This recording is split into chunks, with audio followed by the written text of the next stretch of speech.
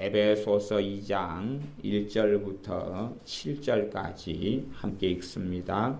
너희의 허물과 죄로 죽었던 너희를 살리셨도다. 그때에 너희가 그 가운데서 행하여 이 세상 풍속을 좇고 공중의 권세 잡은 자를 따랐으니 곧 지금 불순종의 아들들 가운데서 역사하는 영이라.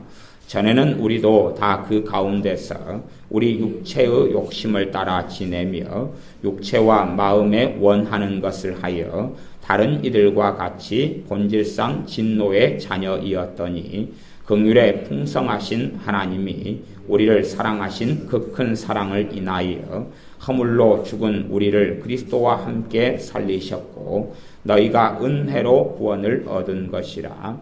또 함께 일으키사 그리스도 예수님 안에서 함께 하늘에 앉히시니 이는 그리스도 예수님 안에서 우리에게 자비하심으로써 그 은혜의 지극히 풍성함을 오는 여러 세대에 나타내려 하심이니라. 아멘. 용서에 대한 말씀을 주중에 수요일날 금요일날 전하고 또 주일날 이어서 오전과 오후에 말씀을 전하고 있습니다. 하나님의 자녀들이 용서의 문제, 용서의 문, 용서의 길을 통과하지 않는 사람들은 실제로 정말 살아계신 하나님의 깊은 은혜 속에 들지를 못합니다. 우리의 자녀들이 잘하고 잘합니다.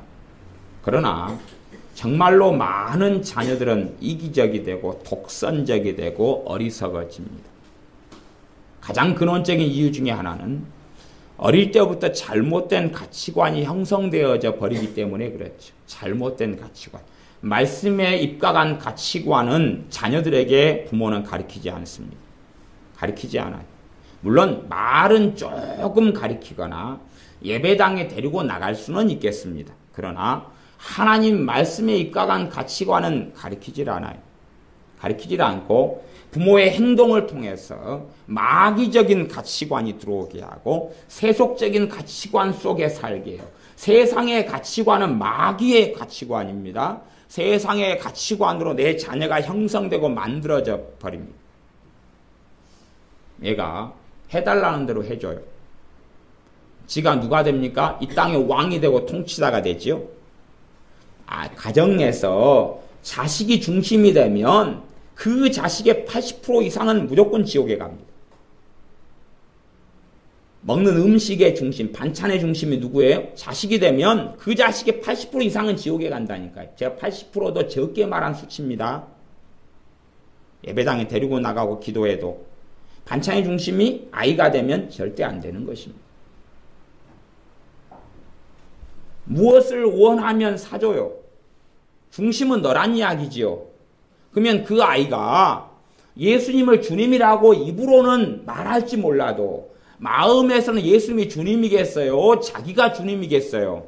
자기가 주님이잖아. 자기가 주님. 자기 중심이니까. 나는 예수님을 통해서 예수님을 이용해가지고 천국은 가겠다. 대신에 예수님을 주인으로 그분이 원하는 삶을 살지 않겠다. 그 사람은 구원 못 받습니다.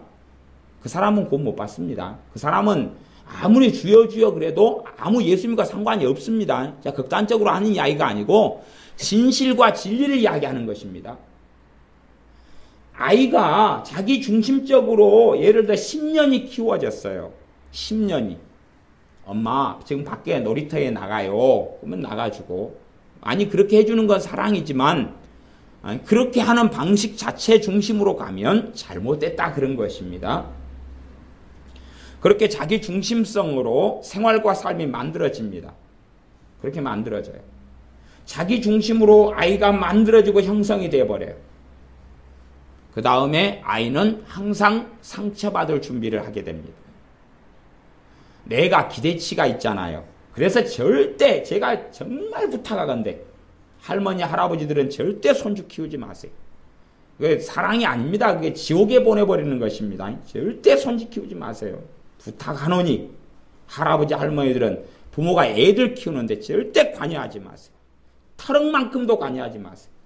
그리고 최대한 뭔가를 손주한테 사주려면 물어보세요. 의사를. 부모한테. 에? 내가 지금 피자를 사주려고 그러는데 괜찮냐? 그러면 부모가 그렇게 이야기할 거예요. 어머니, 우리 애들 어제 피자 사주었는데요. 이틀 연속으로 먹으면 문제가 생깁니다. 심령, 마음적으로 문제가 생긴다고 이야기하는 것입니다. 그렇게 물어보고 상의하고 이야기를 하셔야 돼요. 안 그러고 자기들은 일주일에 한 번 보고 한 달에 한 번 보니까 피자 사주고 치킨 사주고 돈 10,000원 주고 어려운 게 아닙니다. 그건 사랑이 아니에요. 자기는 칭찬을 받고 오 할머니 할아버지 환영해요 그러지만 애들은 어떻게 할 거예요? 자기들이 안 키운다고 맘대로 하거나 자기 눈에는 이쁘게 보인다고 순풍순풍 과자 사주고 사줄 거 다 사줘요. 아이가 그러니 점점점 탐심과 욕심이 많아지지 않습니까? 돈을 사랑하는 것이 일만 악의 뿌리가 된다 그랬어요. 돈을 사랑하는 것이. 돈은 무엇으로 표현되느냐 하면 물질로 표현됩니다. 손에 가진 소유물로 표현이 됩니다. 그러면 어른도 소유물이 많아지면 죄가 급수적으로 많이 들어오는데 어린아이가 손에 가진 소유물이 많아지면 탐심이 강해지고 악해져 가는 것입니다. 어릴 때부터 아이들에게 충분히 공급된 아이들 커서 장년이 돼서 노년이 돼도 그 버릇 못 고칩니다. 그래서 예수님과는 대부분 상관없이 살아갑니다. 아마 인생 가운데 비참하고 참담한 일을 한 수십 번 당해가지고 갈아엎어진 다음에는 구원받을 가능성이 생겨날 겁니다. 한국의 여자들 대부분 잘못된 삶을 삽니다. 한국의 여자들은 제가 아내들을 이야기하는 것입니다. 아내들이 왜 못돼 먹은 삶을 사냐고. 그 아내들도 정말 심판대 앞에 섰을 때 예수님의 심판을 못 피할 겁니다. 대한민국의 아내들 못 피할 겁니다. 누구 중심으로 살아줘요? 남편 중심으로 살아줘요. 안 믿는 사람이야. 그래서 어차피 심판받고 지옥에 갈 거니까 내버려두고. 예수를 믿는 아내들이 누구 중심으로 살아줘요?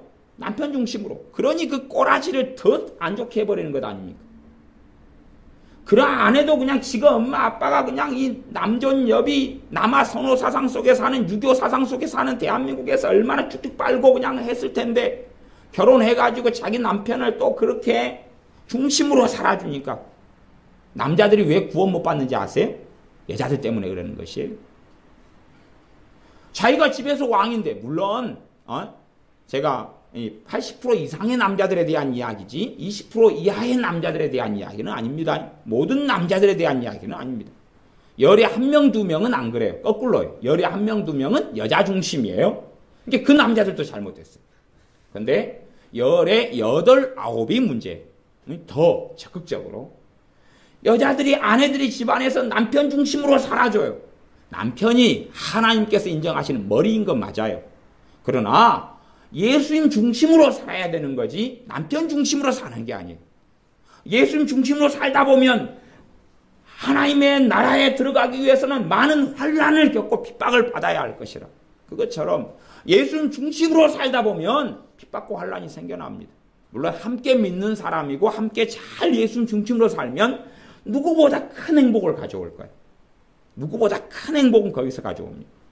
뜻이 같고 생각이 같아요. 둘 다 예수님 중심의 생각을 가지니까 부딪히고 충돌할 일이 없죠.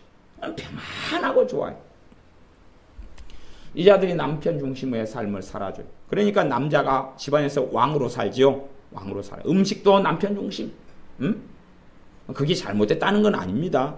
문제는 자기가 왕이에요.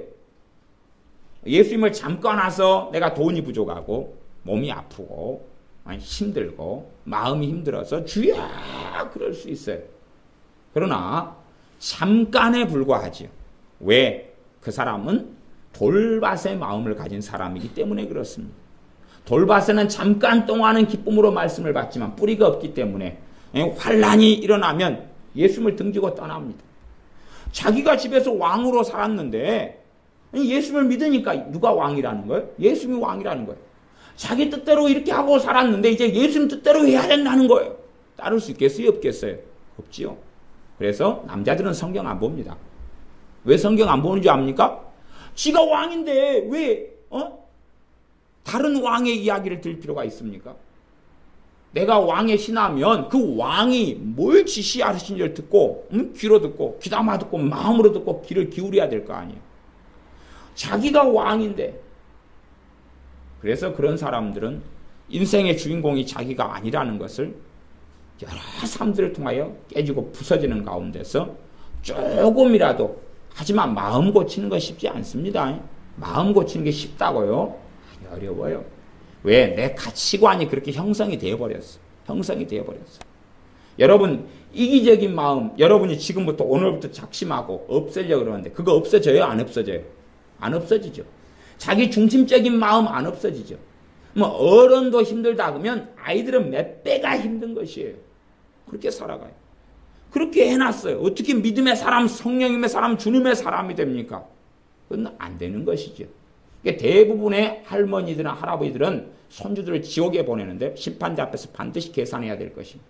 나는 사랑해서 돈 주고 키워주고 업어달라고 하면 업어주고 안아달라고 하면 안아주고 인형 사달라고 하면 인형 사주고 나는 사랑했노라. 그러지만 그 아이는요. 그럼 그 아이가 성령 충만한 사람이 됐고 그 아이가 예수님께 엎드렸어요? 그랬어요? 예배당에 오면 하나님 말씀 듣고 찬양하면 막 기쁨이 솟아나요? 5살짜리라도? 3살짜리라도? 안 그렇다는 이야기는 그 안에 악이 가득하다는 이야기입니다. 잘못 양육했고 키웠다는 이야기. 그걸 누가 거둘 것입니까? 너희가 무엇으로 심든지 그대로 거두리라 그랬어요. 그래서 이기심이라는 게 있어요. 그러면 기본적으로 이제 이기심을 가지고 있어요. 내가 대접받아야 돼. 응? 대접받아야 돼. 내가 어느 교회 예배당에 들어왔어요. 대접받으려고 오는데 아무도 내게 대접을 안 줘요. 응? 내가 대접받아야 되는데 아무도 대접을 주지 않아요. 큰 사기 그릇 대접 여기 있습니다. 플라스틱 대접 여기 있습니다. 줘야 되는 대접을 안 줘요. 이제 기다려요. 속으로 대접을 가져오너라 기다리고 있어요. 5분 지나요. 열받지요. 여기까지. 대접을 가지고 오너라. 자존심 체면상 말은 하지 못하는데 내게 대접을 가져오너라. 20분 지나요. 열이 목구멍까지 차요. 대접! 1시간 지나니까 뚜껑이 열리죠. 상처받아. 그거 상처받는다 그러는 것이. 왜 대접을 내게 안 주는가? 내가 예배당에 들어오면 누가 발 씻을 물을 줘야 되고 손을 잡아줘야 되고 반가워요. 안녕하세요. 잘 지냈어요. 와 처음 보시는데 어디에 사세요? 대접도 다 사람마다 원하는 대접이 틀리죠. 금대접을 가지고 오시오. 그런 대접은 필요가 없어. 플라스틱 양파는 안 돼요. 대접을 좋은 대접을 주시오. 자신의 기대치가 틀려요. 어떤 사람은 아마 다이아몬드 원석으로 대접을 만들어 달라 그럴지도 몰라요. 그러니 자기의 이기심이 크면 클수록 상처를 더 쉽게 받죠. 가정 안에서 왜 부부가 싸웁니까? 가장 기본적인 것은요. 두 사람이 가진 이기심 때문에 그렇습니다. 둘 다 자기가 중심이에요. 자기가 중심이에요. 그러니까 자기 중심끼리 싸우는 거 아니에요. 중심이 세면 셀수록 고슴도치 나를 많이 세우고 있어요. 많이 세우고 있어요. 내 뜻에 따라. 저쪽에서도 아니 내 뜻이 맞다니까. 그러면 싸우자. 파이팅! 그리고 막 말로 행동으로 막 싸워요. 그렇게 할수록 이제 서로 상해를 받게 됩니다. 첫째는 마음이 다쳐요. 그렇죠? 마음이 다쳐요. 마음이 상처를 받아요. 마음이 다쳐요. 다치니까 마음 안에 상처가 생겨나죠. 억울함, 비참함, 슬픔, 서러움, 남자는 분노. 그래서 남자들은 여자들과 부부싸움 하다 보면 여자들은 굉장히 지혜로워요. 그래서 약점을 송곳을 찔러대요. 말로. 잘 찔러대요. 아주. 그러니까 남자가 몇 마디 말하다 보면 직설을 못하게 되는 일들이 생겨요. 뭔가 저 여자 말이 틀렸는데 말로는 이겨볼 수가 없다. 그래서 이씨 아니면 주먹을 못 들면 상을 엎어버리죠. 이씨 아니면 문을 닫고 나가죠. 요즘에 문 닫고 나가서 또 차문도 닫고 나가죠. 차문을 닫고 차 타고 그냥 획 나가버리죠. 그래서 술을 한 잔 확 들이키고 흘렁흘렁 들어온 다음에 왜 술 마셨냐? 그러니까 니 때문에 마셨다 그러죠. 뒤집어 씌우죠. 이제 너가 열받게 안 했으면 내가 왜 술 마셨겠어? 너가 성질나게 하니까 술 마셨지. 그리고 자기를 의롭게 만들어요. 합리화시키고 거룩하게 만들어주죠. 술을 3병 마시더니 아주 거룩해지는 거예요. 상대방 죄 때문인 거죠. 100%. 이기심이 세면 셀수록 상처받아요. 지금 현재 우울증이 얼마나 증가되고 있는지 아시죠? 대가족 세계 속에서 옛날엔 살았어요. 우울증이 별로 없었어요. 핵가족으로 바뀌었지요? 에? 지금은 우울증 걸린 사람은요, 거의 3명 중에 1명입니다. 3명 중에 1명이고요. 그 중에서 우울증이요, 만성으로 가는 사람들은요, 여러분이 그것을 이해하지 못하시지만요, 지금도 자살해 죽고 싶은 극심한 충돌, 이 안에 있는, 마음속에 있는 이러한 마음속에 죽고 싶은 충동 속에서 어쩔 줄 몰라 해요. 근근히 버티는 사람들 어마어마하게 많습니다. 젊은 애들 20살짜리 애들 우울증에 걸려서 다리만 지나가면 뛰어내리고 싶어요. 에?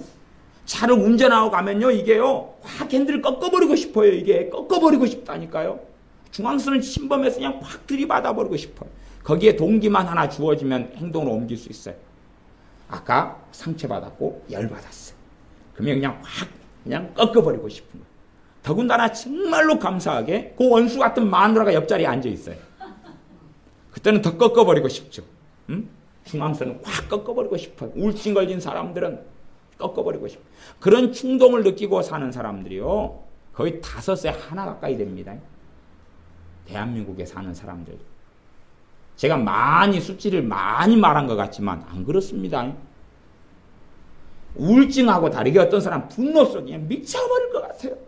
미쳐버릴 것 같아요. 머리가 팽팽팽 돌아버릴 것 같고, 목이 숨이 턱턱 막히고, 숨이 잘 안 쉬어지고, 중치가 막히고.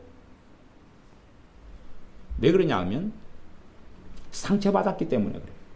상처받았기 때문에 그래요. 상처받는 이유는 굉장히 많습니다만은 이기심 때문에 그렇습니다. 이기심 때문에 상처받아요. 주님께서 뭘 말씀하시냐 하면 누구든지 자기를 부인하고 나를 따르라. 자기를 부인해라. 내가 없어요. 상처받을 게 있어요, 없어요? 없지요. 없지요. 내가 있으니까 뭐가 있어요? 자존심이 있죠. 내가 3번 미안합니다, 미안합니다, 미안합니다 했어요. 그러면 3번 정도 했으면 저 사람이 오케이, 좋아요, 괜찮습니다. 이제 저도 그러면 좋게 대해줄게요. 그러는 것을 기대하죠. 응? 근데 5번을 했어요. 죄송해요, 죄송해요, 죄송해요. 한 번만 용서해 주세요. 봐주세요. 케이크 여기 있어요. 튀김 여기 있어요.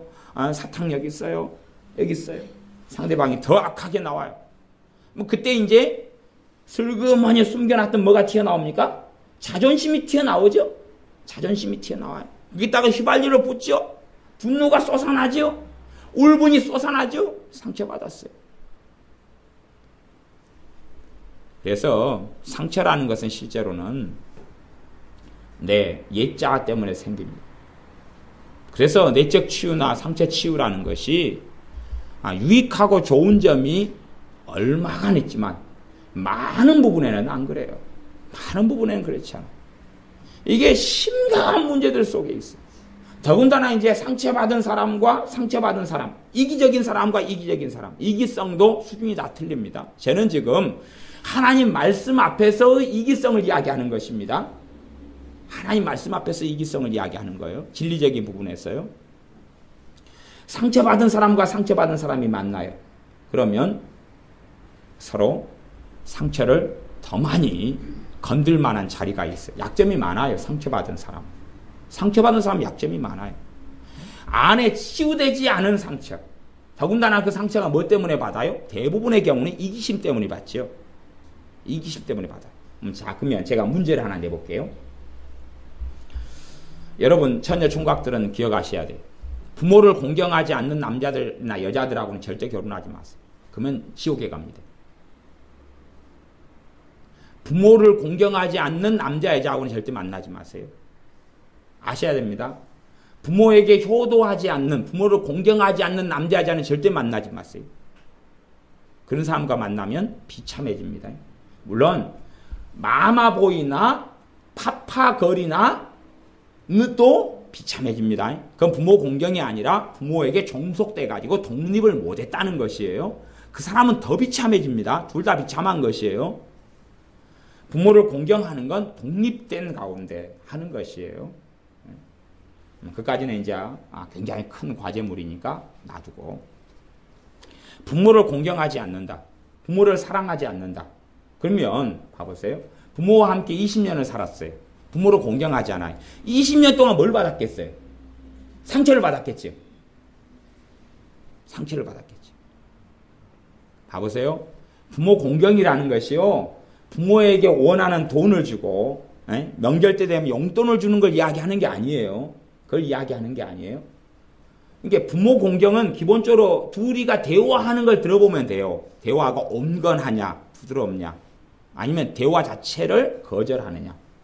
대화를 좀 10분 하면 엄마 그만두세요. 열받아 죽겠네. 이놈의 짓고서. 그러면 알만하죠. 용돈을 아무리 많이 드려도 그건 부모를 공경하고 있는 게 아니죠. 그런 상태의 사람은 항상 이제 상처를 많이 받았어요. 그죠? 상처가 많아질수록 분노가 많겠지요. 원망이 많겠지요. 아니, 아이들 때는 어리석기 때문에 무슨 상처를 받으면 자기 탓이라 그래요? 남 탓이라 그래요? 남 탓이라 그러겠지요. 부모 탓이라 그래요, 기본적으로. 당신 엄마 아빠 탓이에요. 내가 피자를 못 먹으면 누구 탓이에요? 엄마 아빠 탓이에요.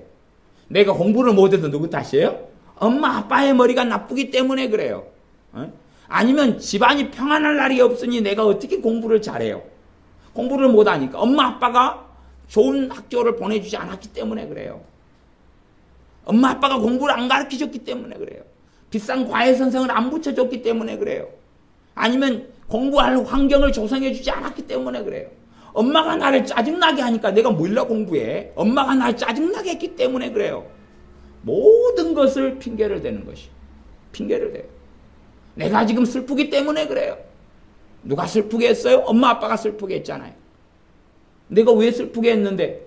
내 친구는 지금 비싼 핸드폰 최신형인데 나는 지금 구닥다리 폴더폰 쓰고 있잖아. 이것 때문에 내가 슬프지 않게 생겼어? 그러니 나는 슬퍼. 엄마 아빠가 나를 슬프게 했어. 내 친구는 용돈이 한 달에 3만 원인데 나한테는 엄마가 용돈 한 달에 10,000원밖에 안 주잖아. 그러니 나 서글프고 짜증나고 열받아. 그러니 내가 뭐일러 공부해? 그렇게 된단 말이야. 거기에서 20년을 살았어요. 얼마나 많은 쓰레기가 뱃속에 있고 거기에서 왜곡된 생각과 가치관이 많이 만들어졌는지 상상이 되세요? 그래가지고 20년 그렇게 살았어요. 응? 아까 20살에 결혼했어요. 그러면 무엇을 가진 사람과 살게 되죠? 어떻게 해야 될까요? 부모하고 평안한 가운데서 대화하고 교제하고 사랑을 나누지 않는 사람들은 절대 안 되는 것입니다. 물론 부모에게 종속돼 가지고 독립돼 가지고 살지 못하는 사람도 안 되는 것입니다. 정말 건강한 부모와 자식 간의 관계를 유지하고 있는 사람, 그런 사람이 정상적이에요. 그러지 않는 사람들은 이 안에 온갖 쓰레기를 가지고 있어요. 말하자면 상처를 많이 받아왔다 그 말이에요. 가장 큰 상처는 이기심 때문에 온다 그랬습니다. 자기 중심 때문에 온다 그랬습니다. 자기 중심 때문에. 상처의 현상은 많이 있어요. 상처받았으니까 원망 생기죠. 상처받았어요. 여러분, 누가 여러분을 때리면 대체 성질나지요? 분노가 생긴단 말이에요. 그치요? 분노가 생겨요. 분노가 생겨요. 왜 때려? 분노가 생겨요. 우리 주님께서는 사람들에게 모욕을 당했습니다. 주님은 상처받지 않으셨어요. 주님은 분노가 생기지 않았어요. 누군가에게 화 있을진저라고 외치셨던 건 분노 때문에 그런 게 아니에요. 그들을 사랑하기 때문에 진실을 진리를 말씀하시면서 마지막 회개할 기회를 주시는 외침이에요. 그러는 거지. 너희들은 끝장이야. 정말로 주님이 끝장내버리셨다면 천사들 동원해서 다 없애버리셨어요. 전쟁이나 기근이나 아니면은 전염병으로 다 치고 죽여버리셨을 거예요. 그러지 않으셨어요. 재앙이 있을 것이라고 외친 것은 너희가 지금 그 상태에서 그대로 있으면, 너희가 지금 회개치 아니하고 그대로 있으면 재앙이 있을 것이다라고 경고하시는 거예요. 경고. 최후의 통첩 같은 거예요. 회개할 기회를 주시는 거지. 막 성질을 하셔가지고 상처받으셔서 그러시는 게 아니에요. 주님을 채찍으로 사람들이 때렸어요. 그러니 주님께서는 기뻐하고 감사하셨어요. 왜냐하면 주님의 채찍에 맞으심으로 예수님 믿는 사람들이 병 치유될 대가를 지불하신 것을 아셨기 때문에 그래요. 몸엔 상처 받으셨지만 마음에는 기쁨이 생기셨고 감사가 생기셨어요. 그 대가를 치르시는 게 필요하셨기 때문에 그러죠. 우리는 상처받으면 원망이 있고 한이 있고 미움이 생기고 증오가 생기죠. 그래서 상처를 많이 받은 사람의 가장 기본적인 현상 중에 하나는 미움이 많다는 거예요. 미움이 많아요. 오해가 많아요.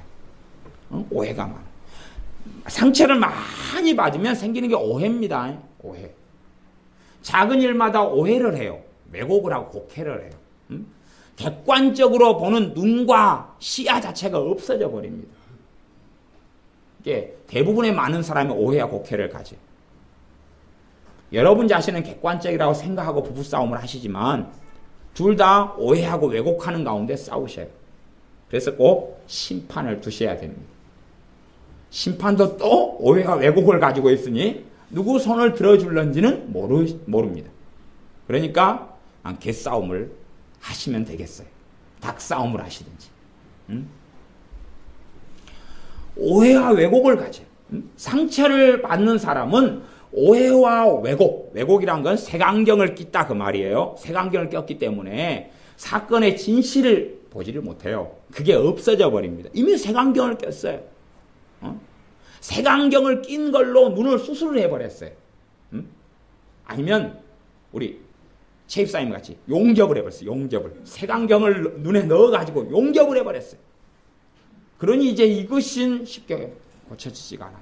차라리 용접이면 산소 절단기로 어떻게 불어서 어떻게 할 수 있겠지만 이건 고쳐지지가 않아요. 색안경을 꼈어요. 똑같은 사건을 만났어요. 부부가 같은 말을 해요? 다른 말을 해요? 다른 말을 하죠. 똑같은 경험을 했어요. 같은 말을 해요? 다른 말을 해요? 다른 말을 하죠. 색안경을 껴버렸어요. 기호가 다른 것은 상관이 없어요. 커피를 마신 다음에 저는 에스프레소 같은 걸 마시면 저는 덕국물이라고 생각합니다. 그 다음 믹스커피를 마시면 맛있다 그래요. 그건 기호가 다른 거예요. 왜곡이 아니라 기호가 다른 거예요. 그런데 왜곡을 이야기해요. 왜곡. 어떤 일, 어떤 사건, 어떤 것에 대한 감정 서로 달라요. 대부분은 왜곡을 가지고 있기 때문에 왜곡은 곡해를 한다 그 말이에요. 그래서 색안경을 끼고 있는 것이. 그러니 안 싸울 수가 있어야 안 싸우죠. 안 다툴 수가 있어야 안 다투죠. 그러면 기본적으로 최소한의 응급조치, 나아가서 가장 중요한 조치는 무엇이냐면 용서입니다. 물론 얼토당토하는 것은 너무 많으니까 제가 왜 용서 이야기를 하기 전에 이기심 이야기를 먼저 하는지를 잘 기억하셔야 됩니다. 첫째는 용서를 하는 열쇠로 풀 수밖에 없지만 더 깊이 들어가면 회개하는 열쇠를 사용해야 됩니다.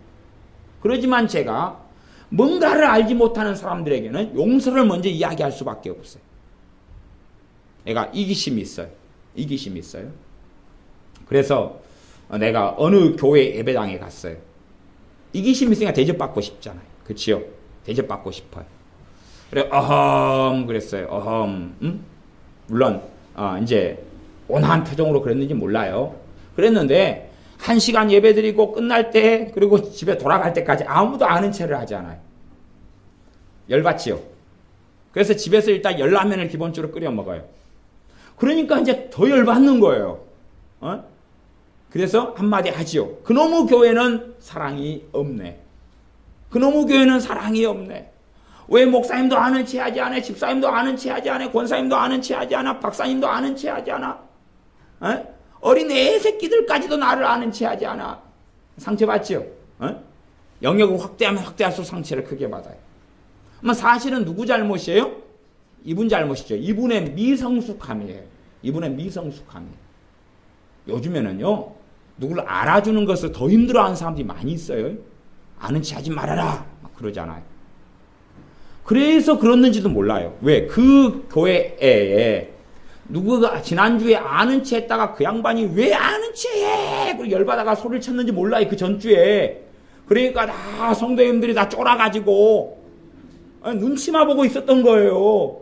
저분을 아는 체 해야 되는데 또 성질 낼까 무섭다 그랬는지 어찌 알겠어요. 어? 근데 아는 체를 안 해줬다고 막 라면을 끓여요. 그래가지고 전화를 해요. 이제 목사님한테 전화해요. 당신 내 교회는 사랑이 없다고. 어? 내가 거기 갔는데 왜 아는 체도 안 하냐고. 어찌 성도를 그따위로 해놓고 당신도 그따위냐고. 당신 참된 목사가 아니라고. 어? 그렇게 해요.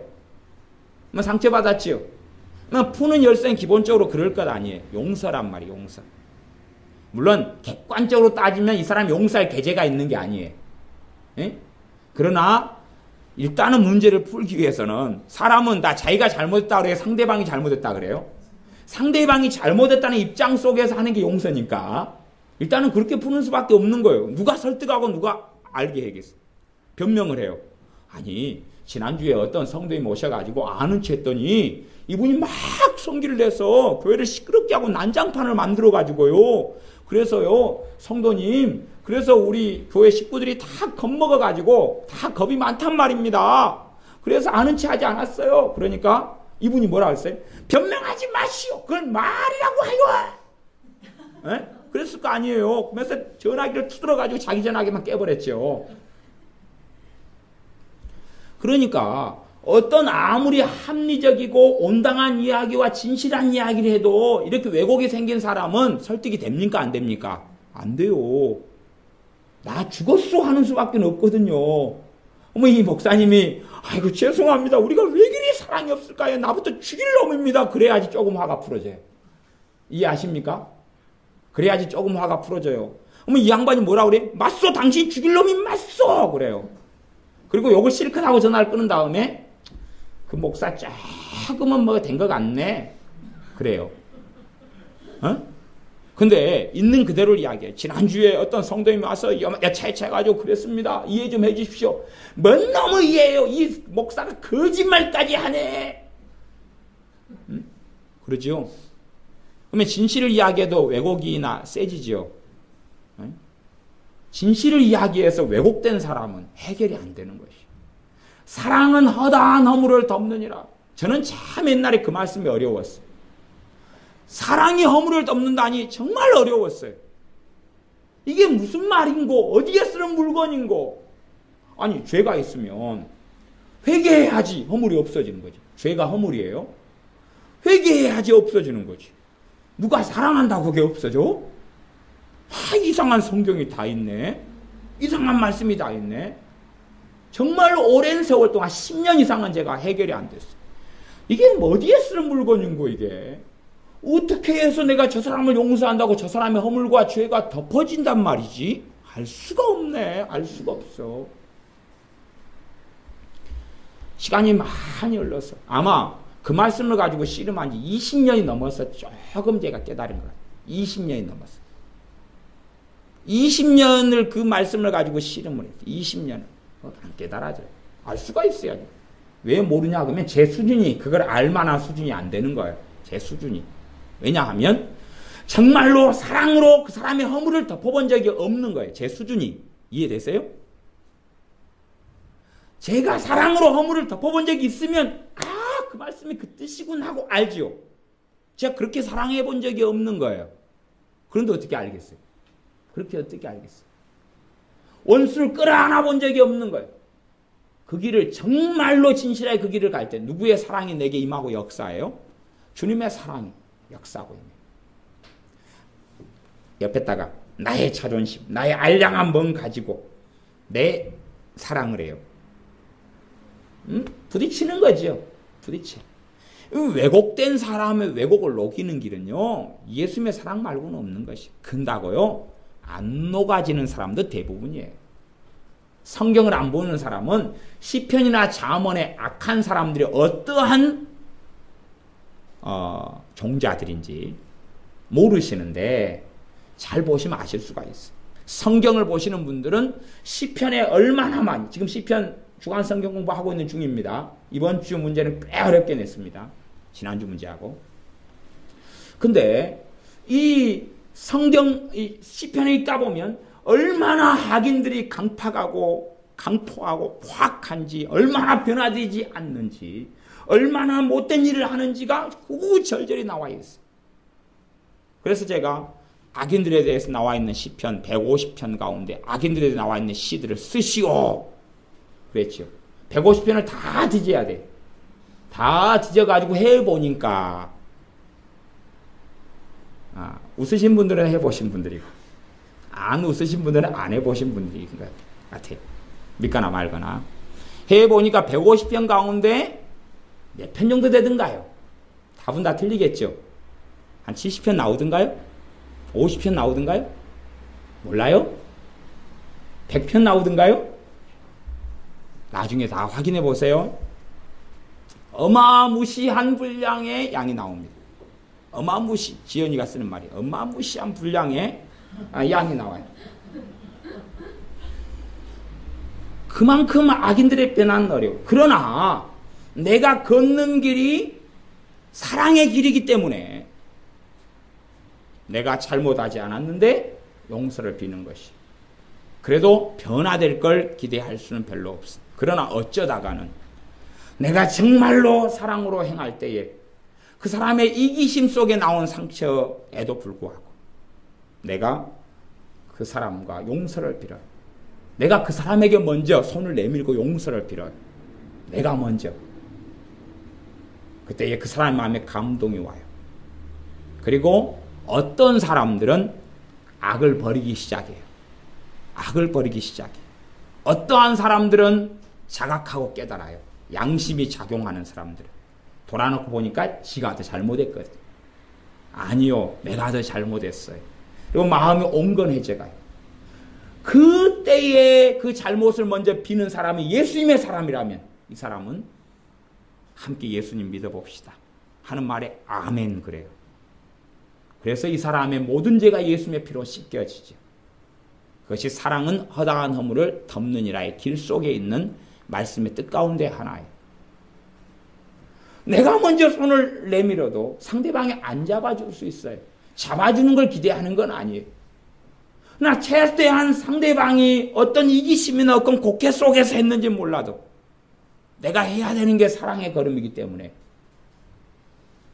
물론 부부 사이에는 이런 공식이 다 통하지 않습니다. 저는 타인과 남을 이야기하는 것입니다. 기본적으로. 적용은 다 틀려지는 부분이 있습니다. 그럼에도 불구하고 어떤 부부에서도 꼭 그렇게 해야 될 것입니다. 어떤 부부들. 자, 봐보세요. 내가 예수님 믿는 아내예요. 저 사람은 불신자 남편이에요. 그러면 이 사람 부부 관계 이전에 불신자와 신자라는 이런 타인의 관계 속에 들어가 있다고 생각하셔야 돼요. 관계가요. 사는 동네가 틀리고 사는 왕이 틀려요. 사는 나라가 틀려요. 예수 믿는 사람은 왕이 하나님이셔요. 그 왕의 통치 속에 살아가요. 하나님 나라에서 산다 그 말이에요. 안 믿는 사람은 하나님이 왕이 아니고 마귀가 그 사람 왕이에요. 알든지 모르든지 간에. 그러면 나는 하나님의 나라의 대사로서 하나님 나라의 말씀과 하나님 나라의 메시지와 하나님 나라의 가치관과 하나님 나라의 진리를 가지고 내가 상대를 해드려야 되는 것이. 그래야지만이 그 하나님 나라의 진리에 감동을 받고 그리고 마음을 열 기회들을 만들 수 있는 것이에요. 물론 제가 서두에 이기심으로 20년을 살아왔다 그래도 쉽게 고칠 수 있는 성질의 것은 아니다 그랬어요. 그게 쉽게 고쳐지면 뭐 자녀 교육 너무나 쉽겠죠. 안 그러겠습니까? 살인마가 감옥에 들어와요. 도둑놈이 들어와요. 강간범이 들어와요. 아니 사기꾼이 들어와요. 그러면은 전기장치 속에 집어넣고 버튼 한번 누르면 될까? 찌릿찌릿찌릿. 어이구 사기성이 다 없어졌어요. 아멘 할렐루야. 그리고 나갈 거 아니에요. 성경에 예언됐을 거예요. 누군가 모년 모시 모월은 몰라도 누군가 전기장치를 개발할 터인데 버튼만 누르면 온갖 성질이 다 바뀔 거예요. 그때까지만 참고 기다리셔. 그럼 예수를 믿는 사람들도 그 기계 속에 딱 들어가가지고 버튼 딱 누르니까 버튼 사랑 버튼 딱 누르니까 우르르 사랑 충만. 그렇게 될 거 아니에요. 그건 말씀에 사랑해라 사랑으로 행하라 그럴 필요가 있어요 없어요? 없잖아요. 없잖아요. 어렵습니다. 한 걸음 한 걸음 걸어가야 되기 때문에 주님께서 무엇을 말씀하시죠? 좁은 문으로 들어가기를 힘써라 그래요. 좁은 문으로 들어가기를 힘써라. 힘쓴다는 얘기는 안간힘을 쓰는 거죠. 씨름할 때 줄다리기 할 때 영차 안간힘을 쓰는 것이. 그렇게 될 때만이 그 좁은 문으로 들어가서 예수님을 따르는 여정을 걸어간다는 이야기입니다. 용서가 쉽지 않아요. 용서가 쉽지 않아요. 이기심에서 생겨난 것이라도, 그래서 여러분들 가운데 용서하지 못하는 많은 경우는 여러분의 이기심 때문에 오는 것입니다. 여러분은 많이 왜곡되어 있다는 이야기, 많이 곡해되어 있다는 이야기. 속상한 것이 많을수록 왜곡과 곡해는 엄하게 많습니다. 하지만 그 진실을 알려면 여러분은 자라나야 돼. 여러분이 믿음이 성장하고 자라나야지만이 그 왜곡이 많이 벗겨지고 비늘이 벗겨지고 없어져요. 그러나 자라기 전까지는 벗겨지지 않아요. 벗겨지지 않으니까 최소한 여러분이 해야 되고 배워야 될 가장 기본적인 게 뭐냐 그러면 용서란 이야기입니다. 용서. 용서가 해야 될 여러분이 해야 될 가장 기본적인 것이. 그러면 저한테 하나를 물어보셔야 됩니다. 목사님, 용서와 사랑이라는 제목으로 설교를 하시면서 왜 에베소서 2장 1절부터 7절까지를 본문으로 정했습니까? 그건 물어보셔야 제가 대답을 할 텐데, 제가 대답을, 질문을 받았다고 전제하고 대답을 해드리겠습니다. 에베소서 2장 1절부터 읽어가면서 본문을 설명하겠습니다. 2장 1절. 너희의 허물과 죄로 죽었던 너희를 살리셨도다. 그때에 너희가 그 가운데서 행하여 이 세상 풍속을 쫓고 공중의 권세 잡은 자를 따랐으니, 공중의 권세 잡은 자는 마귀입니다. 따랐으니 곧 지금 불순종의 아들들 가운데서 역사하는 영이라.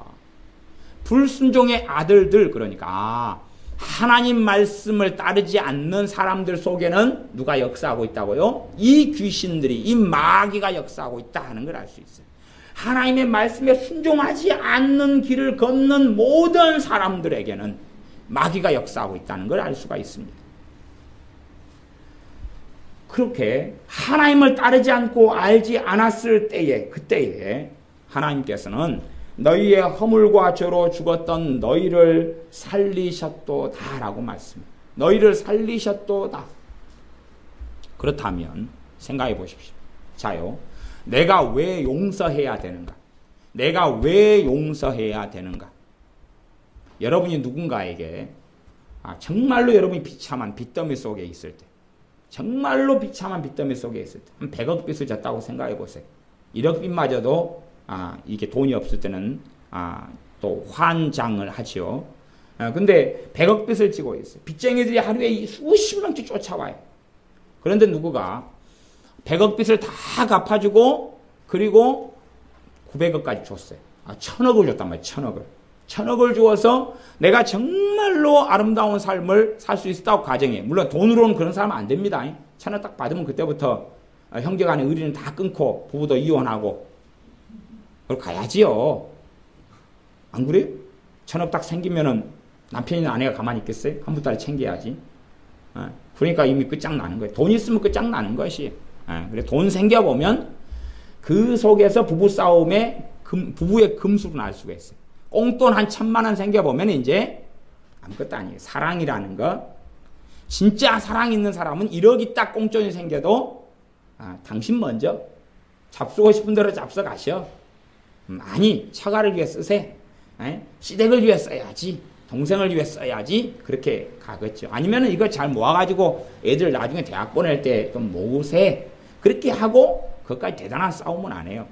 근데 꽁돈 한 500만 원, 1000만 원 생겨보면 그때 부부가 사는 수준은 알아요. 상처받는 수준에서는 이제 누가 챙김을 받고 싶어요? 내가. 내놔. 내 거야. 내 거라니까. 안 줘? 확 상을 엎어버려? 머리 받아버릴까? 얼마나 감사합니까? 하나님께서는 싸움을 붙이시는 분이 아니라는 게 얼마나 감사합니까? 그래서 하나님이 1000만 원 가지고 한번 시험해 본 다음에 개싸움으로 들어가니까 그 가정에는 물질의 축복을 안 주십니다. 얼마나 감사합니까? 하나님은 싸움 붙이시는 분이 아니시기 때문에 그렇습니다. 괜히 꽁돈 줘가지고 쌈박질을 할 일이 있습니까? 꽁돈 줘가지고 개싸움이 일어날 일이 있습니까? 얼마나 감사합니까?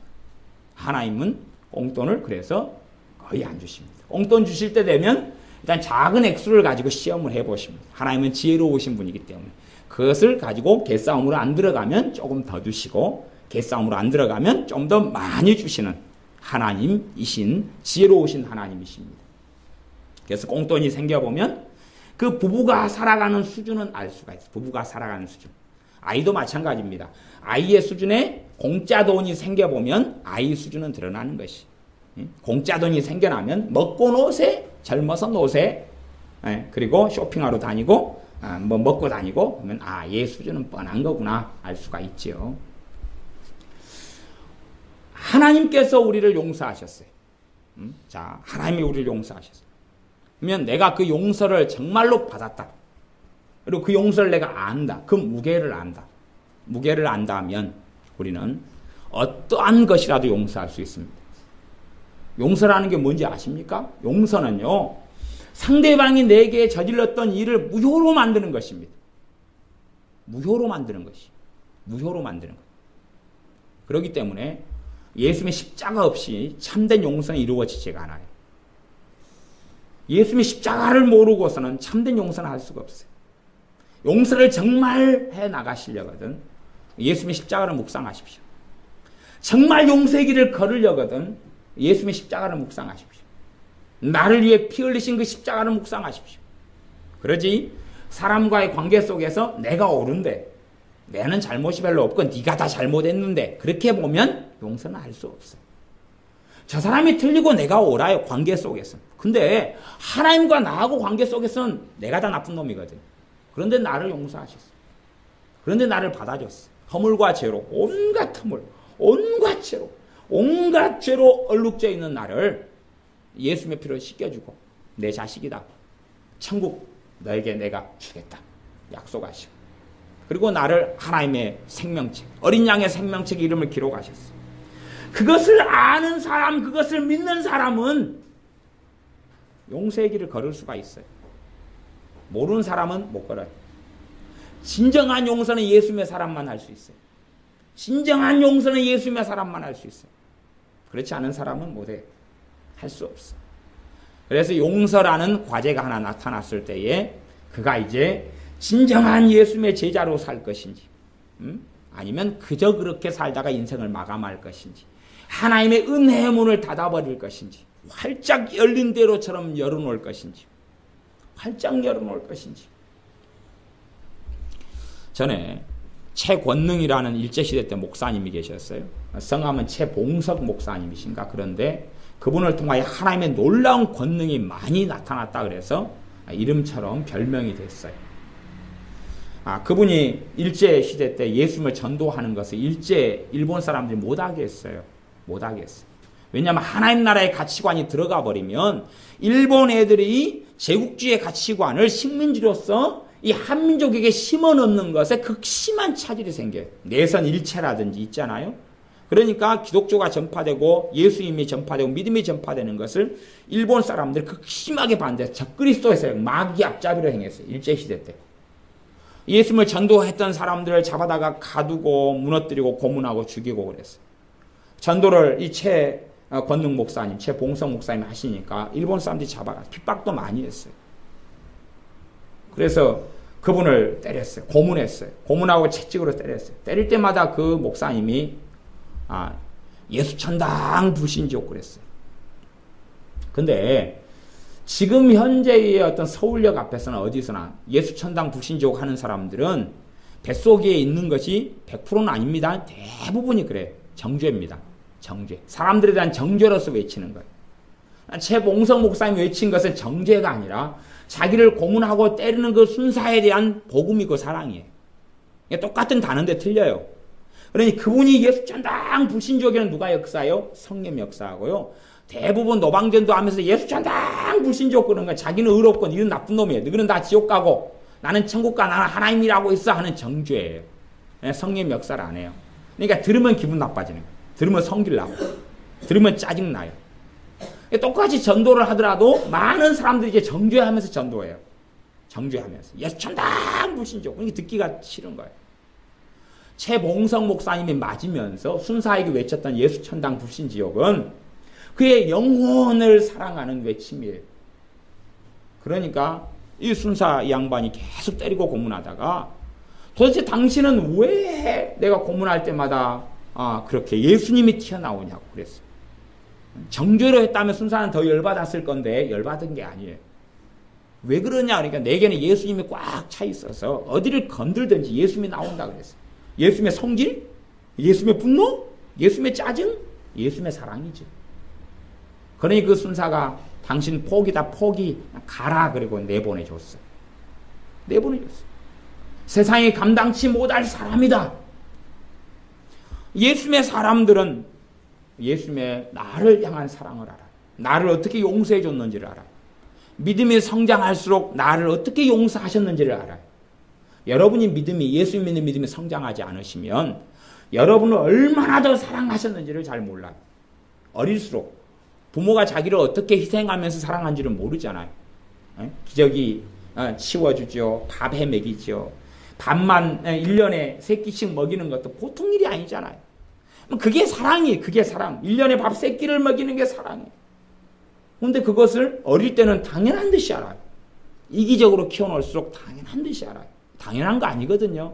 빨래 해주는 거 당연한 게 아니고 머리 깎으라고 그냥 제 어머니도 그러셨는데 물론 또 그분은 몇 번 안 그랬다고 자꾸 그러시는데 여러 번 그러셨어요. 바가지를 갖다 머리에다 얹어놓고 검은 큰 가위로 이렇게 둘레를 이렇게 자르셨어요. 이렇게. 우리는 재능이 다 없으셔가지고 바가지를 딱 얹어놓고 바가지에 맞춰서 이렇게 잘라야 되거든요. 앞머리를. 바가지를 안 맞추면 이렇게 조금씩 올리다가 선이 틀리잖아요. 올리다가 딱 헷가닥 넘어가 버리는. 그런 일이 이제 좀 있은 다음에 그다음 바가지를 얹으셨어요. 그것도 사랑이다 그 말이. 사랑이다. 머리를 다듬어주고 깎아주고 하는 게 사랑이에요. 왜 더럽냐 지저분하다. 그리고 까마귀가 보면 할아버지 그러겠다. 그리고 제가 일찍부터 까마귀 할아버지가 됐어요. 저만 가니까 논산훈련소에서 까마귀가 막 좋아하라 그러더라고요. 오래간만에 조상님 오셨다고. 제가 어릴 때부터 막 까마귀 할아버지 소리를 듣고 살았어요. 씻으라고 잔소리하는 것도 사랑이에요. 그냥 관심이 있으니까 야단치고 잔소리할 거 아니에요. 근데 어린 아이들은 그걸로 상처를 받아요. 왜? 그 사랑을 알지를 못하니까. 알지를 못하니까 그러는 것이에요. 어른들은 사랑하면 물론 그렇게 해서는 안 됩니다. 언젠가는 제가 자녀를 노엽게 하지 말라라는 제목으로 설교를 언젠가는 해야 될 거다 제가 생각하지만 자녀를 사랑한다는 명목 속에 나는 장난을 쳐요. 장난치는데 아이에게는 장난이 아니죠. 날아온 짱돌이고 돌멩이에요. 맞고 깨구리기 때문에 깨끗하게 해요. 갖고 상처받고 울고 서럽고 그래요. 애 수준이 미달이기 때문에 그러죠. 미달인 애에게는 미달에 맞춰서 양육을 해야 돼요. 그래서 너무 열받게 하거나 너무 막 건들면 안 돼요. 나는 사랑하고 이뻐가지고 야, 이 돼지 콧구멍 같이 생겼다. 그리고 했더니 그냥 애가 그 다음에는 돼지 콧구멍이래. 그리고 이뻐가지고 그냥 부모 입에서는 되는 대로 나온 건데 할아버지 할머니 입에서도 너무 이쁘면 장난을 치거든요. 네 다리 밑에서 주워왔다. 건들고 싶어가지고. 근데 애는 그거 듣고 다음날 저녁 되니까 어이가 없어요. 어디 갔냐 했더니 다리 밑에 가서 있어요. 나는 여기서 엄마 아빠 만날 거야. 그러니까 애들은요 그 사랑을 받고 살아도 잘 몰라요. 모르니까 커야지만이 알아요. 엄마들은 그렇잖아. 애 낳고 난 다음부터 자기 엄마의 친정 엄마의 사랑을 안다. 그런 우리나라 말도 있잖아요. 그것처럼 성장하고 자라가야지 알아요. 그러면 어른이 돼가지고 야 부모가 얼마나 큰 대가를 치렀는지 모른다. 그런 어른이 있다면 그분은 아직까지도 아이에 남아있다 그 말. 어디가요? 마음이 심성. 마음이 자라야지, 마음이 커야지 몸이 커서 어른이 되는 건 아니에요. 얼마나 부모가 큰 희생을 했는가를 깨닫지 못하면 이건 그래서 차별만 생각하고 엄마는 아빠는 오빠하고 나를 차별했어. 딸은 미워하고 그래서 자기한테 밥 안 줬는가 물어보세요. 어쩌다가 밥 안 주고 쫓아냈지만은 다 밥 같이 줬어요. 먹기는 자기가 더 많이 먹었으면서. 그래 놓고 그리고 자기 엄마 품에 자기가 더 오래 남아 있었어요.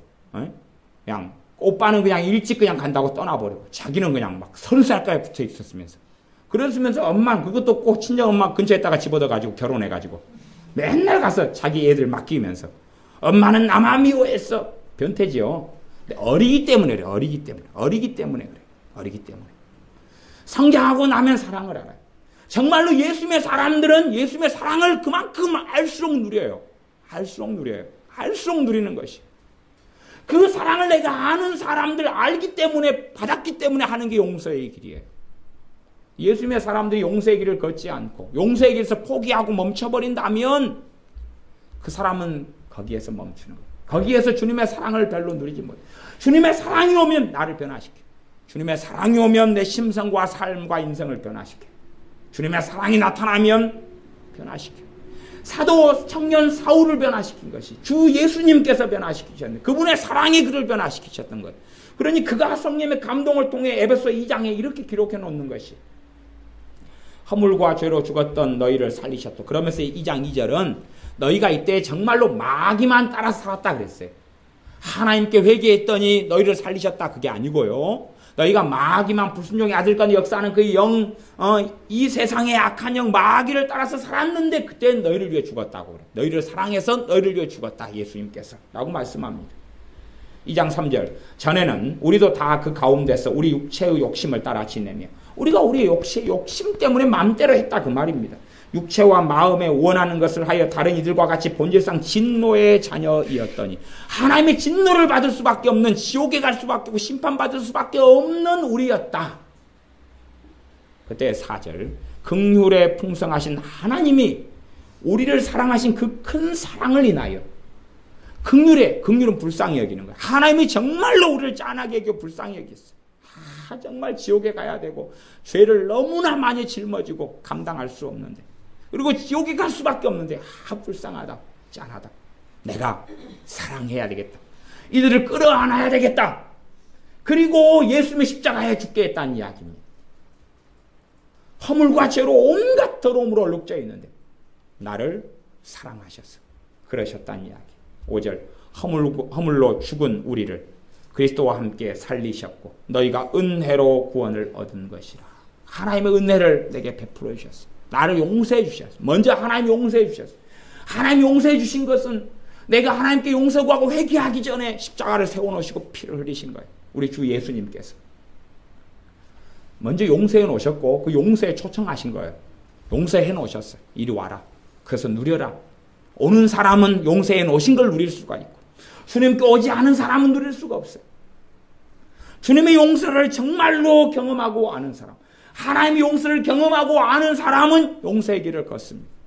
용서의 길을 걷고 나아가서 용서의 길은 사랑의 길이, 단지 수동적으로 주여 용서합니다, 주여 용서합니다가 아닙니다.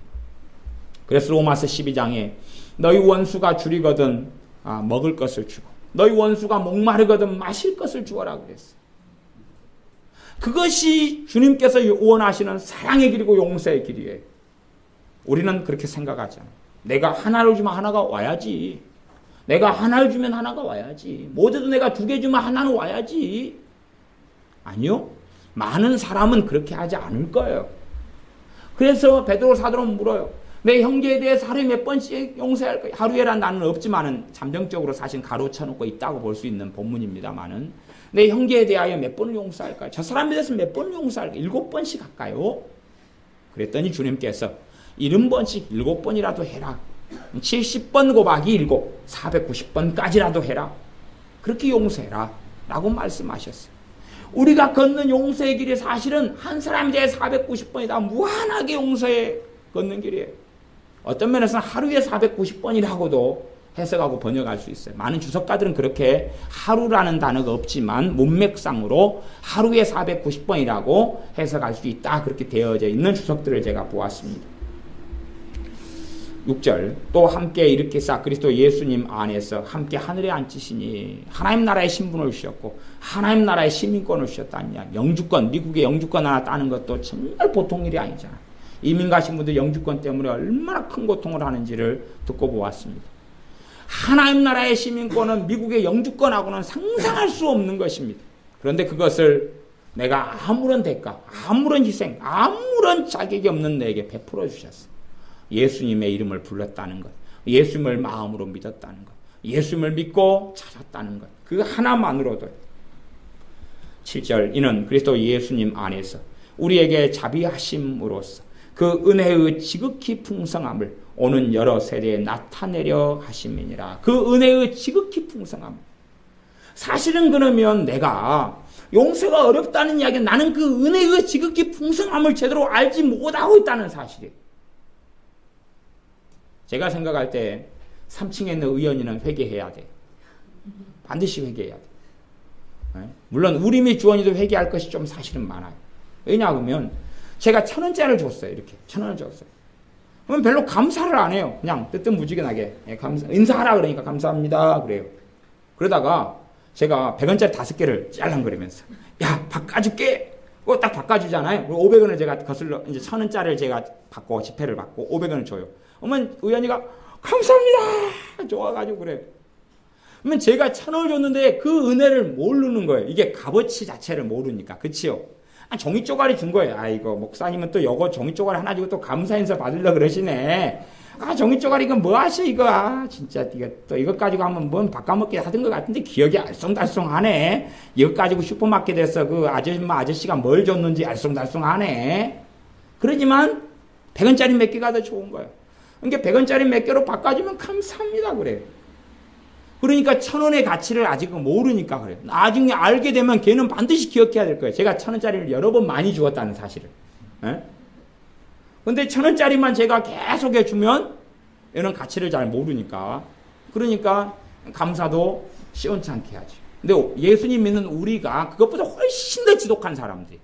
왜 지독한 사람들이냐 그러면 예수님이 나를 위해 흘리신 그 피가 무엇인지를 몰라요. 그분이 내게 준 용서라는 게 어떤 용서인지를 몰라요. 내가 선해서 용서한 것도 아니고 회개해서 용서한 게 아니에요.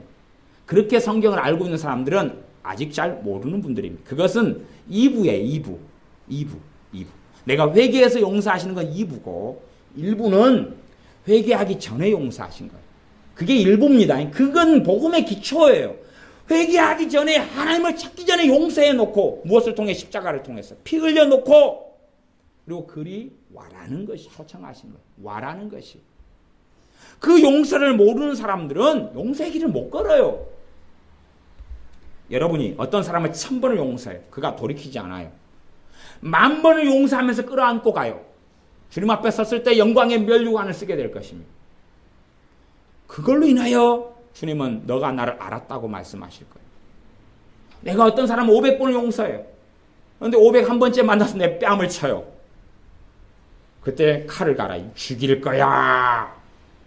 주님은 너 아직 내 사랑을 몰라. 너는 아직 내 사랑을 몰라. 너는 사랑으로 허다한 허물을 덮는 게 뭔지 몰라. 그건 주님의 사랑으로 그 허물을 덮는 거거든요. 그때의 성령의 역사가 나타나는 거거든요.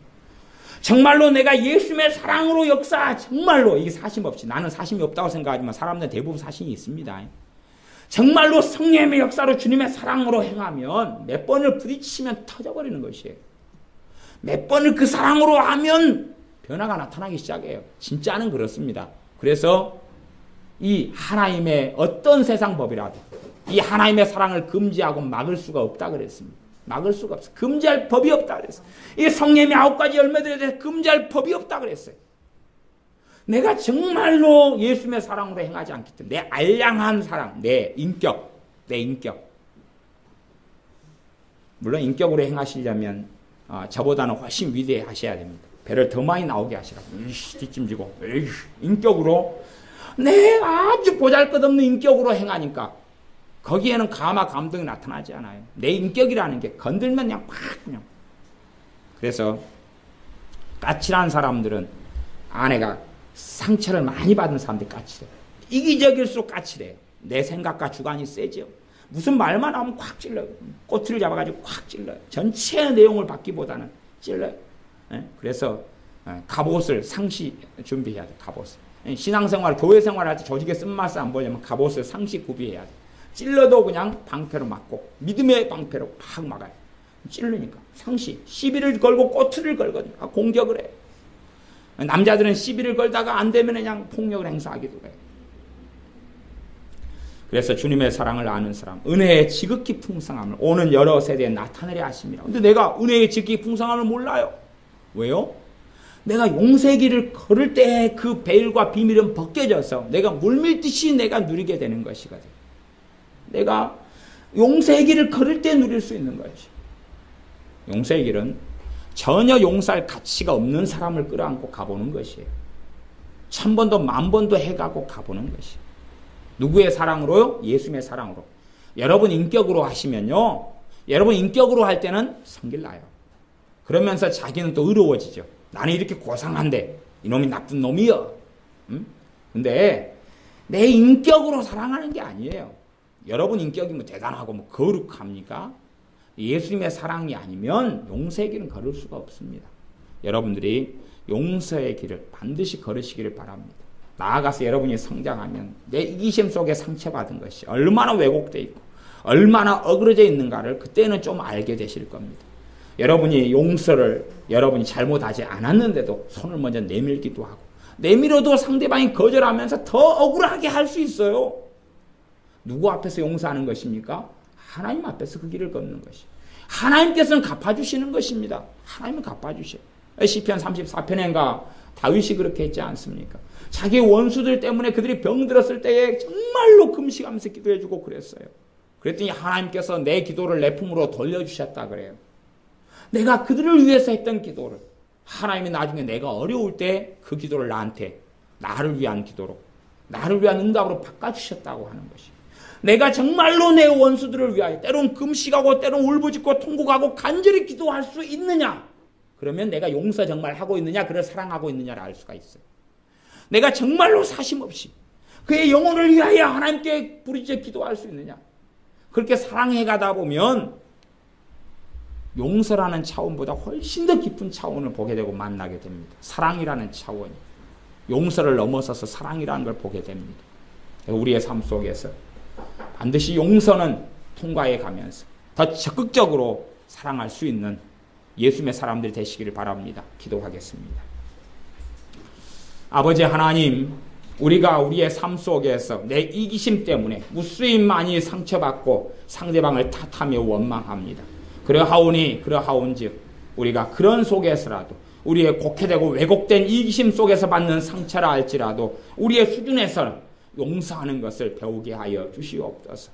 더 나아가 믿음이 성장하고 주님을 더 알게 될 때에 우리의 왜곡과 곡해가 벗겨지게 하여 주시고, 또한 우리가 애매히 고난을 당하여도 참고 축복하며 용서하며 사랑하며 걸어가는 예수님의 사람들이 되게 도와주시옵소서.